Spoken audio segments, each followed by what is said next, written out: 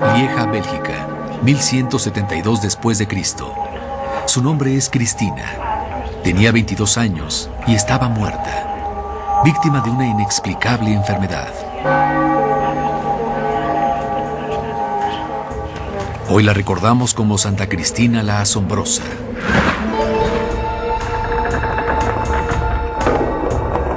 Debido a lo que hizo el día de su funeral, algo aparentemente inexplicable. Algo que la Iglesia Católica oficialmente describió como un milagro.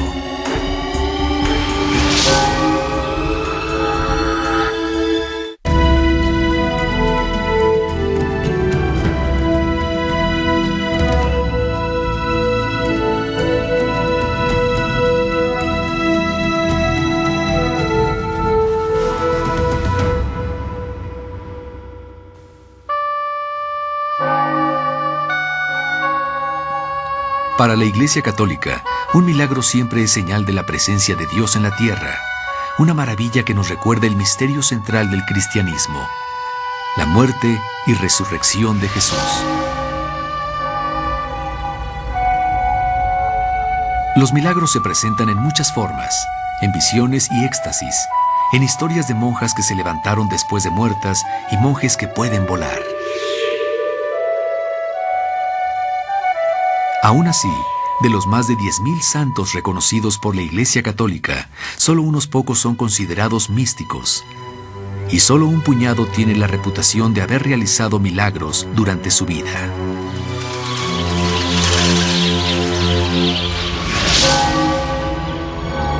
La Iglesia toma los milagros con reserva.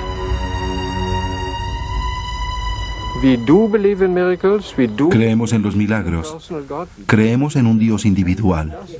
Creemos que Dios puede e interviene en la historia del hombre. Pero de ningún modo nos apresuramos a aceptarlos. Tienen que ser comprobados. Como seres humanos, tendemos a ser curiosos sobre nuestro lugar en el universo, nuestra relación con la vasta e inescrutable fuerza que creó las estrellas, los planetas y a nosotros. Por eso anhelamos lo inexplicable, lo que llamamos un milagro. Moisés al separar las aguas del Mar Rojo. Jesús que camina sobre el agua, cuando destierra a los demonios o resucita a los muertos.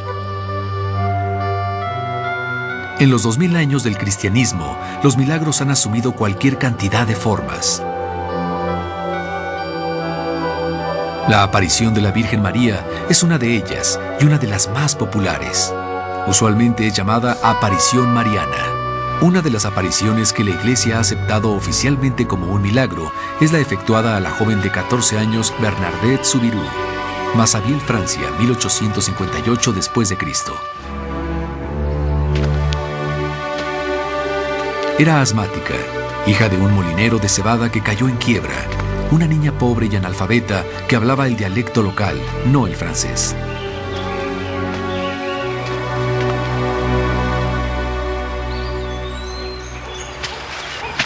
Una mañana salió sola como siempre para recoger leña.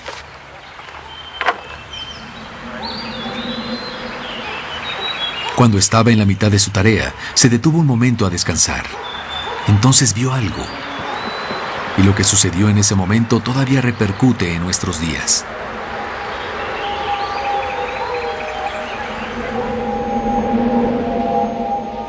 Según Bernadette, una mujer joven oraba sola en el bosque. La mujer estaba radiante, casi resplandeciente. Cuando vio a Bernadette, la misteriosa mujer sonrió y la invitó a rezar con ella.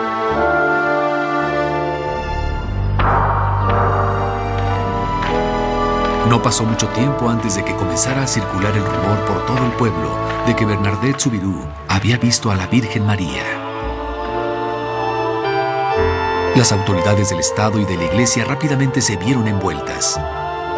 Cuando Bernadette les contó que la mujer quería que se construyera una iglesia en ese lugar, fue acusada de mentirosa y retrasada mental. Los clérigos se las arreglaron para comprobarlo, sometiéndola a una serie de agotadores interrogatorios. Tanto las autoridades eclesiásticas como las civiles se resistían a creer. Ambas la interrogaron. Cuando ella presentaba evidencia, veía cómo ellos la cambiaban al leerla. Entonces ella los corregía. Fue tan constante en sus afirmaciones que de hecho la amenazaron con llevarla a prisión si no aceptaba lo que le estaban diciendo. Después de ese encuentro inicial, la misteriosa y resplandeciente mujer se le apareció a Bernadette una y otra vez. 18 ocasiones en total, algunas en presencia de otras personas. Pero nadie más vio lo que Bernadette afirmó haber visto. Para convencerlos de que estaba diciendo la verdad, le pidió a la Virgen que le enviara una señal. Y la obtuvo. En presencia de un grupo de vecinos, exactamente en el lugar de la primera aparición, emergió un manantial de agua fresca. María prometió que las aguas de este manantial curarían a los enfermos. Y el 1 de marzo de 1858 lo hicieron. Una ama de casa de 39 años llamada Catherine Letapy sumergió su mano paralizada en el agua y casi inmediatamente recuperó el movimiento de los dedos. Fue el primer milagro oficial que acreditó el poder curativo de las aguas descubiertas por Bernadette. Pero otros milagros han ocurrido en el lugar que hoy llamamos Lourdes.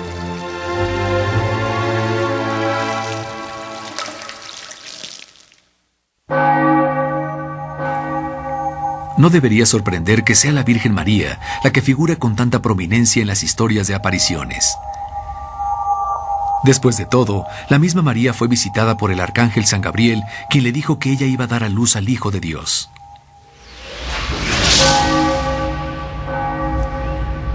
Y para la mayoría de los católicos, María es segunda en importancia, superada únicamente por Jesús.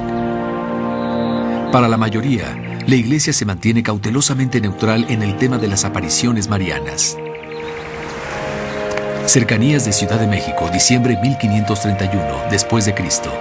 Siempre existe la posibilidad de que en el futuro haya una explicación científica razonable.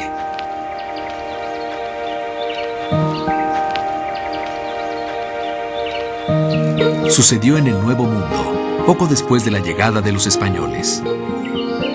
De acuerdo con la historia, un joven convertido hacía poco al catolicismo, Juan Diego, fue abordado cuando se dirigía a misa por una joven mujer que irradiaba luz.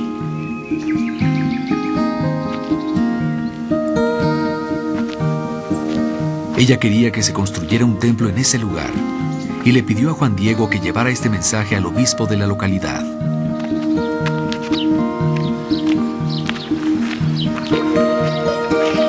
El obispo recibió la petición con un cortés escepticismo y le aconsejó a Juan Diego que pidiera una señal si se le aparecía de nuevo.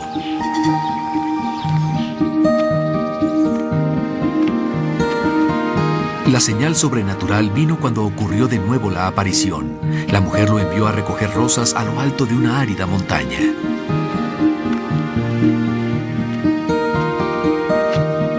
Colocó las flores en su manto y regresó a ver al obispo.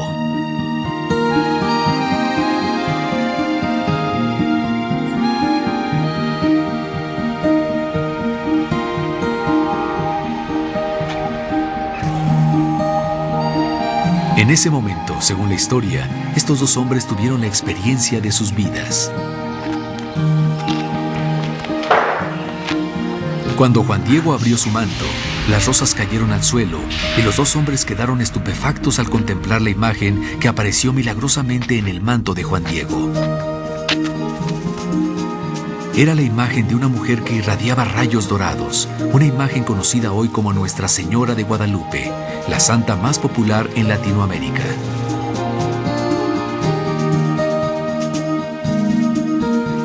No fue necesario pedirle al obispo que aceptara los deseos de la Virgen María y un templo fue erigido en el lugar de la primera aparición.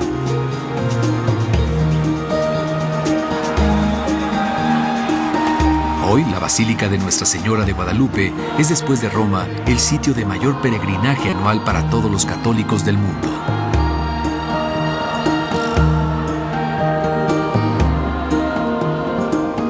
Con sus esculpidas facciones indígenas y piel oscura, Nuestra Señora de Guadalupe fue la herramienta más poderosa para convertir al catolicismo a los nativos americanos en los años que siguieron a la conquista española.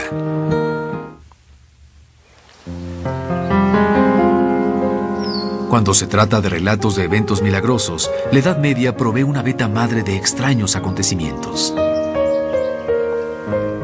Montepulciano, Italia, 1290 después de Cristo. Hubo una época en que los milagros eran considerados acontecimientos de la vida diaria. Algo extraño, quizá como un eclipse de luna, pero no más sobrecogedor. Algo parecido le ocurrió a Santa Inés de Montepulciano. Las monjas en su convento reportaron que Santa Inés estaba en completa comunión con Dios, que el maná en forma de pequeñas cruces caía del cielo sobre ella donde quiera que se encontrara. Pero otras historias sobre esta santa revelan un lado diferente de su relación con el Creador. La historia más interesante es que ella en sus oraciones le pedía a María que le permitiera llevar en brazos al niño Jesús. Ella dijo, está bien, le permitiré hacerlo. María le pasó el niño Jesús a Santa Inés de Montepulciano. María regresó un par de horas después y dijo, dadme a mi hijo. Pero Santa Inés no quería hacerlo. Dijo, quiero conservar al niño. Y comenzaron a alar cada una para su lado, luchando por conservar al niño. Y Santa Inés de Montepulciano solo se pudo quedar con una cruz que tenía el niño Jesús en el cuello. Vieja Bélgica, 1172 después de Cristo. Pero los santos no debían tener una relación obvia con Dios. Por ejemplo, Santa Cristina la Asombrosa parece haber sido convertida en santa debido únicamente a lo que hizo el día de su funeral.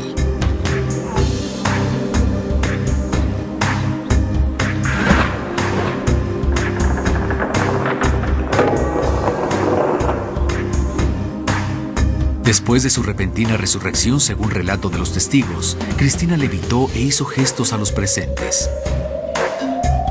Y por el resto de su vida parece haber aterrorizado a casi todos los que entraban en contacto con ella. Murió por segunda vez a la edad de 74 años. Martina, Italia, 1620 después de Cristo. Pero Cristina la Asombrosa no fue la única santa que desafió la gravedad. En 1620, un joven novicio fue aceptado en el monasterio capuchino en Martina, Italia. Al ser rechazado anteriormente por otra orden, estaba feliz de haber encontrado hogar aquí. Sin embargo, los capuchinos tenían otros pensamientos. José de Cupertino tenía un problema. Su problema era que la mayoría de personas que lo conocían pensaban que él era un idiota. Pero no pasó mucho tiempo antes de que los capuchinos comenzaran a ver a José de forma diferente.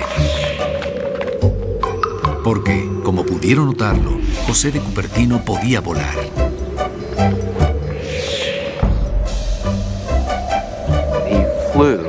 Él voló en más de 70 ocasiones diferentes, y esta cifra no incluye sus vuelos diarios durante el transcurso de la Santa Misa. El elemento común en todas las historias de sus vuelos es que lo que provocaba este fenómeno era algo que tenía que ver con la figura de Cristo. José acude a la misa y vuela. José ve una santa imagen de Cristo y vuela. José ayuda a algunas personas a erguir una cruz y vuela. La mayor parte del tiempo los superiores de José trataban de mantenerlo alejado de la vista pública. Pero de vez en cuando salía y terminaba subido en un árbol y necesitaba ser rescatado. El término misticismo ha sido utilizado vagamente durante siglos para referirse a una cantidad de cosas. Lo oculto, la astrología, la magia y cualquier cosa en las sombrías márgenes de la religión. Pero cuando la mayoría de los católicos utilizan esta palabra, se refieren a algo más específico. Un místico es alguien que conoce a Dios a través de una experiencia personal. José de Cupertino es sin duda alguna un místico, como lo fue Santa Inés de Montepulciano. Los dos vivieron la mayor parte de sus vidas en una especie de trance, comunicándose con la fuerza creadora del universo. Y hubo muchos otros. Santa Catherine de Siena le dijo a sus confesores que había tenido conversaciones íntimas con Dios desde cuando tenía 6 años. Y de acuerdo con algunos relatos, fue vista levitando durante la oración.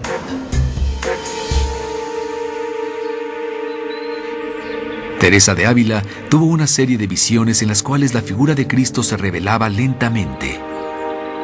Primero sus manos, luego su rostro y finalmente todo su cuerpo.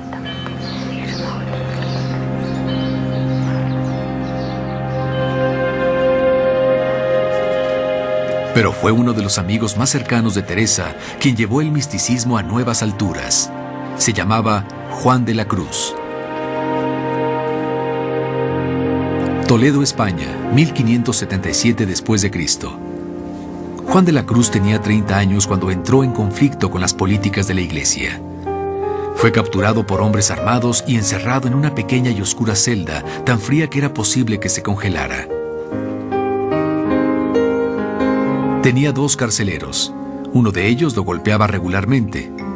El otro le suministraba pluma y papel.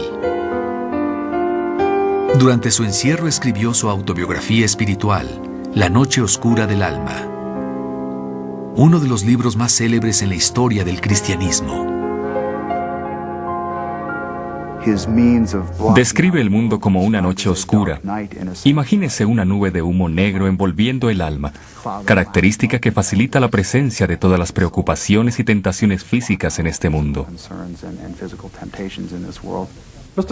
Básicamente, el misticismo quiere decir experimentar profundamente a Dios, una profunda experiencia de lo esencial. Algunas personas en la historia del cristianismo que han tenido tales experiencias luego las escriben, pero es casi como cualquier experiencia. El lenguaje que tratan de utilizar tiende a ser metafórico o poético, porque es muy difícil expresar lo que es una experiencia profunda. Juan de la Cruz dice que una experiencia profunda con Dios es todo en nada. Todo y nada.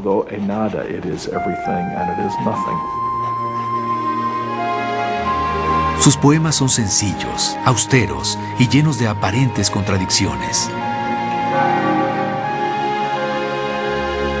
Para alcanzar la satisfacción en todo, escribió, deseé la posesión de nada. Para llegar a poseer todo, deseé la posesión de nada.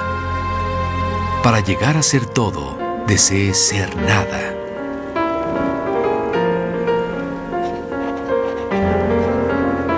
San Juan de la Cruz fue tocado por Dios de una forma sutil, pero otros místicos no son tan afortunados. Son escogidos o son voluntarios para sentir el dolor de Cristo, reproducir en sus propios cuerpos las heridas que sufrió en la cruz.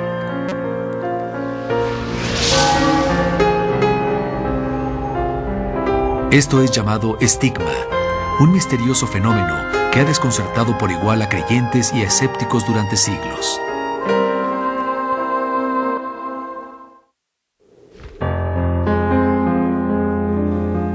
En 1224, San Francisco de Asís le pidió 2 cosas a Dios: sentir el amor de Cristo y soportar su dolor.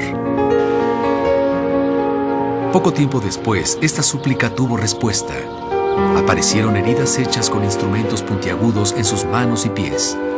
Además de eso, feas protuberancias que parecían clavos. Por este motivo, San Francisco se convirtió en el primer estigmatizado de la Iglesia. Pero muchos otros le seguirían. Suficientemente extraño, uno de los casos de estigma más famosos y mejor documentados vino a nosotros en la persona de un oscuro fraile franciscano del sur de Italia. Su nombre, Francesco Forgione, más conocido por sus legiones de seguidores como Padre Pío. Cuando se unió a la Orden de los Capuchinos en 1902, fue considerado un enfermizo y en algunas ocasiones emocionalmente perturbado novicio. Pero en la mente del Padre Pío, él solo batallaba con demonios.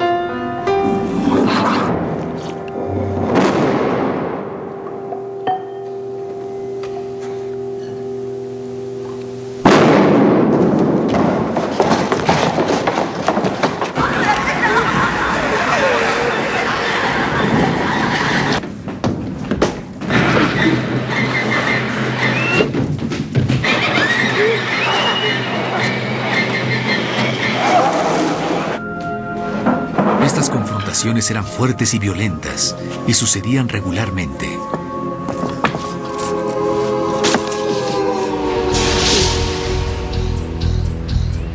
Cuando las autoridades de la iglesia se enteraron de su condición, le prohibieron decir la misa o escuchar confesiones, temerosos de que estuviera bajo la influencia del demonio. El Padre Pío estaba próximo a cumplir 30 años cuando comenzó a experimentar el estigma, una condición que le hacía perder casi una taza de sangre al día.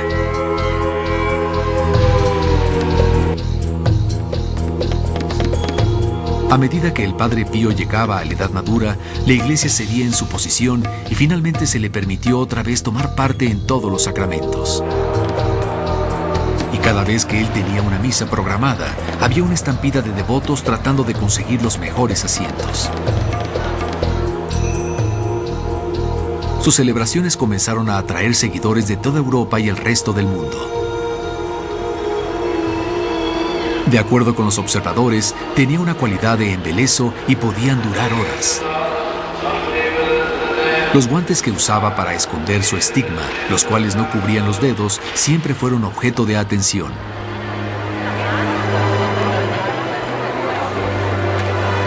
En los últimos 20 años de su vida, la reputación del Padre Pío como hombre santo alcanzó tales proporciones que la multitud de creyentes esperaba afuera de su ventana en el monasterio de San Giovanni Rotondo a que él agitara su pañuelo blanco.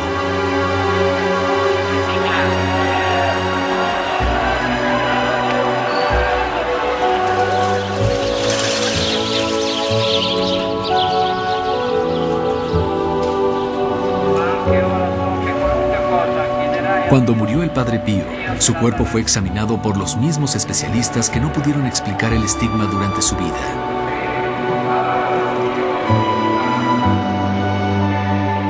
Todas las señales de las heridas habían desaparecido tan misteriosamente como habían aparecido. Mercallo, Italia, 1688 después de Cristo.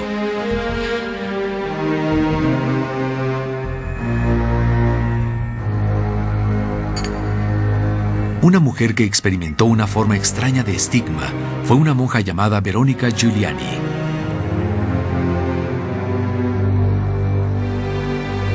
En su juventud, tuvo una visión de su propio corazón marcado con las 5 heridas santas de Cristo. Y por el resto de su vida, Verónica estaba segura de que ella tenía esas marcas en su corazón. Incluso hizo dibujos de ellas.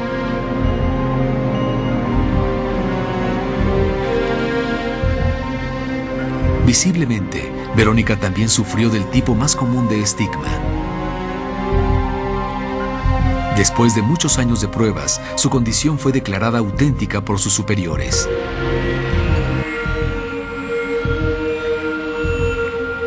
Cuando Verónica Giuliani murió el 9 de julio de 1727, le extrajeron el corazón.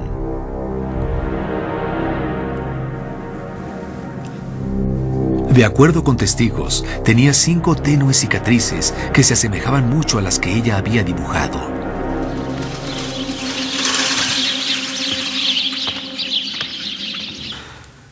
Hermano Andrés, 1989, película dirigida por Jean-Claude Labrec. Considere la historia del humilde curador franco-canadiense, conocido por sus coterráneos como el Hermano Andrés. Cuando murió el 5 de enero de 1937, a sus 92 años, su cuerpo estuvo en un féretro abierto durante 6 días y 6 noches, mientras más de 1 millón de personas lo veneraban. Cuando un hombre obtiene reputación como sanador, la gente se entera. El Hermano Andrés comenzó su vida como una especie de vagabundo, buscando trabajo donde quiera que fuera. A los 25 años, se convirtió en un novicio en la Congregación de la Santa Cruz, en Montreal, donde su principal responsabilidad era lavar los pisos y las ventanas. Poco tiempo después, el Hermano Andrés comenzó a sanar personas, frotándolas con un aceite especial utilizado para encender las lámparas de la iglesia e invocando el nombre de San José. En el curso de su larga vida, el Hermano Andrés dio sacramentos a decenas de miles de hombres, mujeres y niños, de los cuales muchos afirmaron haber sido curados de su enfermedad.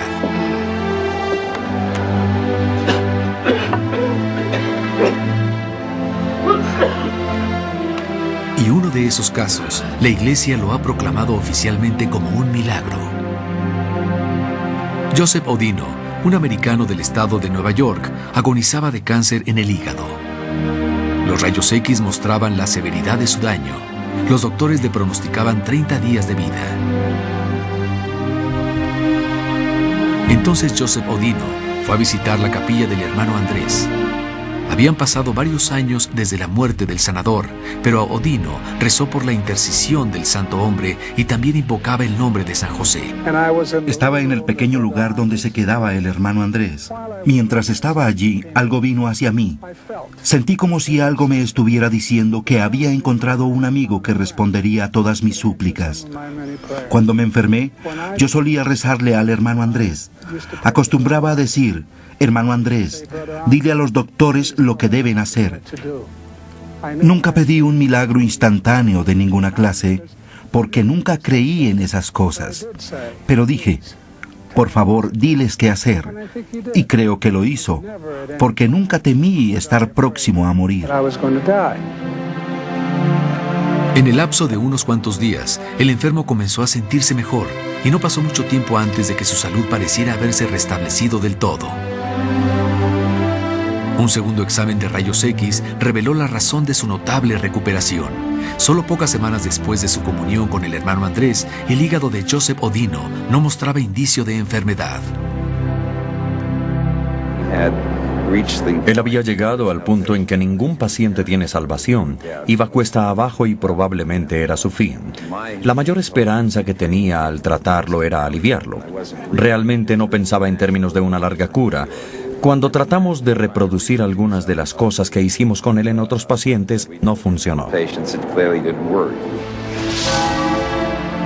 Es esta posibilidad de una cura milagrosa la que yace en el corazón de muchas enseñanzas y relatos católicos por la enorme popularidad de un lugar como Lourdes.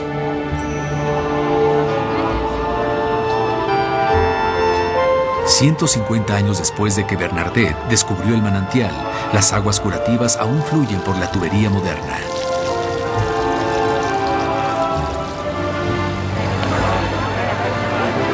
Más de 4 millones de personas viajan a Lourdes cada año, el más grande peregrinaje en la Europa moderna.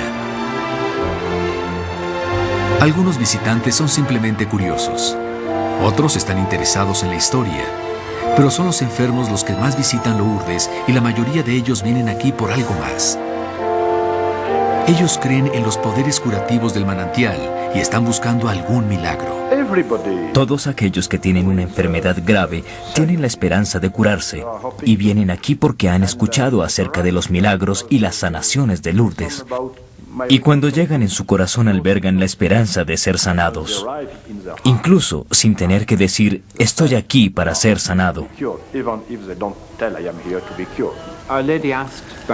Nuestra Señora le pidió a Bernadette que le dijera a la gente que llegara en procesión, y esta comenzó muy lentamente con velas. La otra súplica fue que Bernadette le pidiera al sacerdote construir un templo en ese lugar.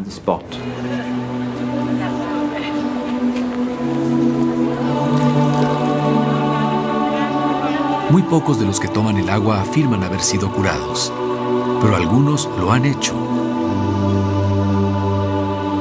Y aunque cualquier afirmación se toma seriamente, una sanación y un milagro son dos cosas diferentes. El Dr. Pilón ha examinado pacientes en Lourdes durante 7 años. Cada año recibo unas 15 personas que me dicen he sido sanado. El año pasado fue un buen año. Recibí 20 declaraciones. Pero esta declaración no certifica un milagro. Es una declaración. Cada persona puede decir, estoy sano. ¿Por qué no? Cualquiera puede decirlo. Pero para estar seguro de que es la verdadera sanación de Lourdes, es necesario que todos los doctores que están aquí decidan si es una verdadera sanación. Por supuesto, con todo el criterio de una verdadera sanación. Es responsabilidad del Consejo de Médicos seguir el rastro de las sanaciones que ocurren en el santuario. Los peregrinos son examinados y sus dolencias registradas antes de que visiten el manantial. Cuando alguien afirma una cura milagrosa, es examinado de nuevo para determinar si hay alguna razón médica conocida que pueda explicarla.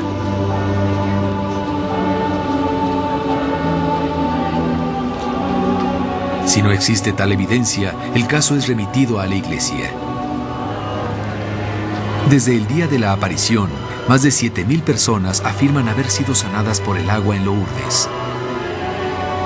2,000 de esos casos han sido declarados médicamente inexplicables y fueron remitidos a la iglesia.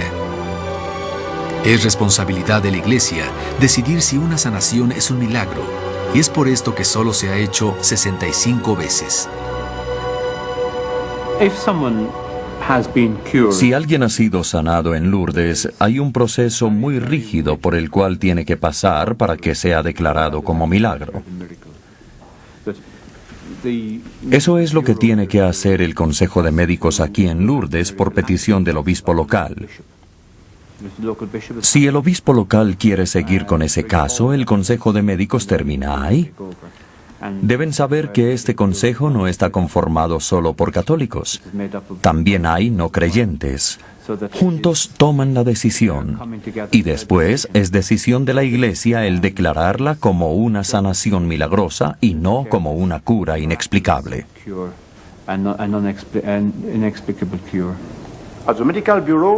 Estoy encargado del Consejo de Médicos. Hemos recibido unas 7,000 declaraciones. Las personas vienen a mí a decirme, he sido sanado. Les doy mis respetos. Entre estas 7,000, solo 2,000 se consideran sanaciones verdaderas de Lourdes, porque tenían el criterio que necesitamos los doctores para reconocerlas como tales.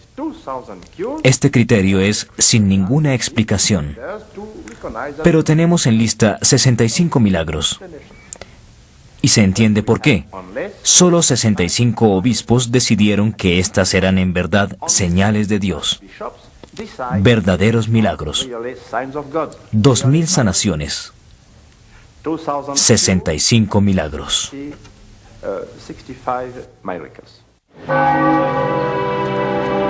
En la Basílica del Rosario, cada uno de estos 65 milagros es exhibido para el deleite de los visitantes.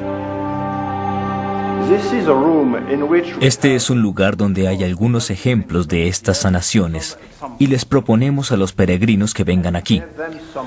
Nosotros les damos testigos que estaban como ellos, sin esperanza. Vienen a Lourdes y encuentran otra vez esa esperanza. Aquí tenemos estos 2 pequeños lugares destinados a los milagros, no solo para sanaciones, sino para milagros. 65 ejemplos. El primero, la señora Ladapi, y el último, la señora Sherry, una enfermera de Sicilia. Sanó aquí cuando tenía 12 años. Y entonces se convirtió en el milagro número 65 muchos años después. El milagro anterior fue una historia muy bonita. El señor Michelamos, un italiano, tenía un sarcoma y semanas después desapareció. Nunca antes se vio un sarcoma que desapareciera sin tratamiento. Y los doctores no quieren aceptar que él fue sanado. Esta mujer tenía una pústula. Al inyectarle agua del manantial, la pústula desapareció. Fue una curación muy rápida. En todos estos casos tenemos reportes médicos con rayos X. Todavía es posible revisarlos. Ellos están realmente muy enfermos y sanan sin explicación. ¿Por qué? ¿Por qué no? Porque Dios sana a quien Él quiere. Estas son cosas de los tiempos modernos.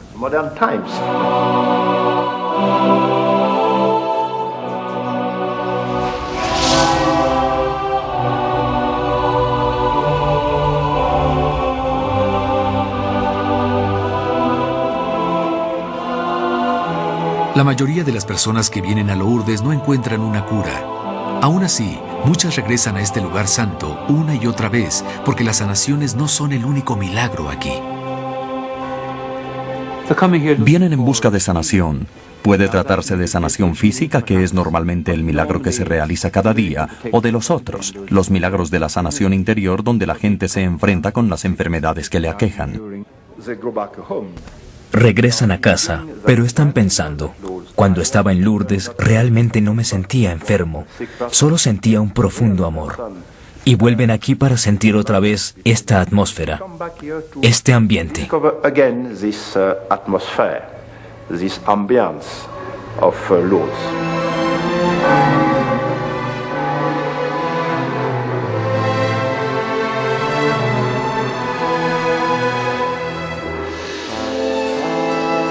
Milagro es solo una palabra. Pero detrás de esa palabra está la certeza de la presencia divina en el mundo. Un resplandor divino que no puede ser explicado. Los santos nos recuerdan que existe tal resplandor y que éste se manifiesta en todas las cosas, incluso, y quizá especialmente, en nosotros mismos.